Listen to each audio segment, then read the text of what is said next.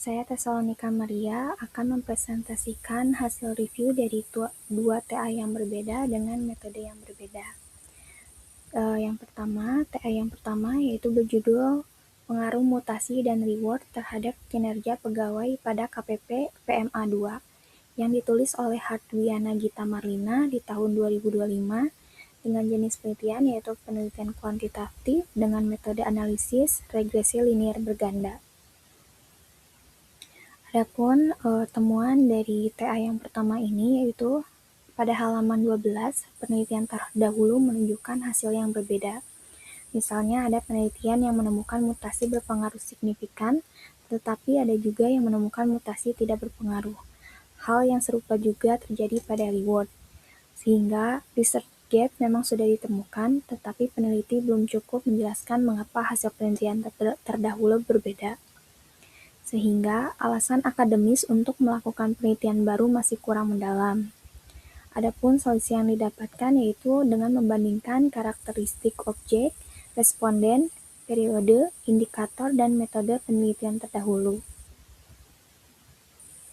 Kemudian pada halaman 20, populasi berjumlah 145 pegawai, tetapi sampel hanya pegawai pelaksana yang pernah mengalami mutasi, yaitu 77 orang. Hasil penelitian tidak dapat langsung digeneralisasikan kepada seluruh 145 pegawai karena karakteristik sampel lebih terbatas, sehingga ruang penerapan hasil penelitian menjadi terbatas. Adapun solusi yang bisa dijalankan yaitu peneliti harus menjelaskan bahwa hasil terutama berlaku untuk pegawai pelaksana yang pernah mengalami mutasi. Selanjutnya yaitu tugas akhir yang kedua dengan judul Pengaruh Citra Merek terhadap Keputusan Pembelian Kartu Seluler melalui Minat Beli sebagai Variabel Mediasi, yang ditulis oleh Andre Setiawan di tahun 2025 dengan jenis penelitian yaitu penelitian kuantitatif dengan metode analisis MPLS. Adapun temuan dari hasil review pada TA yang kedua ini yaitu pada halaman 46, interpretasi R-square 0,430 kurang tepat. Menyatakan R-square minat beli 0,430 dan kemudian menyebutnya sebagai pengaruh lemah. R-square bukan ukuran pengaruh individual, tetapi menunjukkan proporsi variasi konstruk endogen yang dapat dijelaskan oleh konstruk dalam model.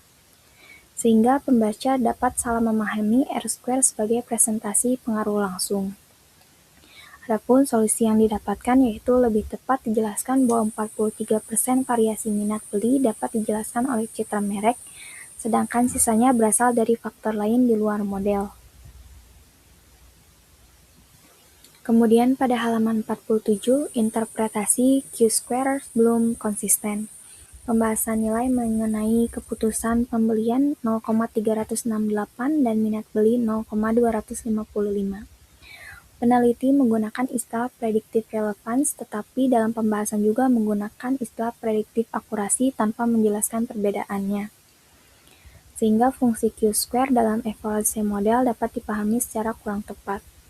Adapun solusi yang didapatkan yaitu menggunakan istilah dan penjelasan yang konsisten mengenai fungsi Q-square ini. Maka berdasarkan hasil review terhadap kedua tugas akhir dapat disimpulkan bahwa penelitian pertama menggunakan regresi linear berganda untuk menganalisis pengaruh mutasi dan reward terhadap kinerja pegawai.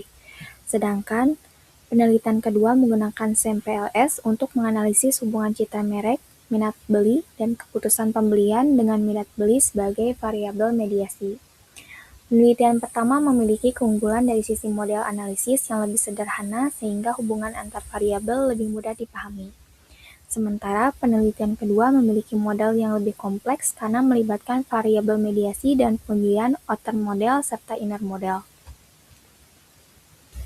Namun berdasarkan hasil review, masih terdapat beberapa hal yang perlu diperbaiki pada kedua penelitian, terutama dalam hal penjelasan teoritis, konsistensi interpretasi hasil statistik, dan kedalaman pembahasan.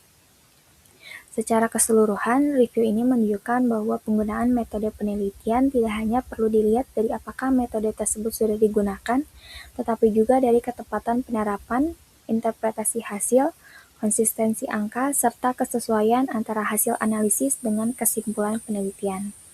Demikian presentasi saya, terima kasih.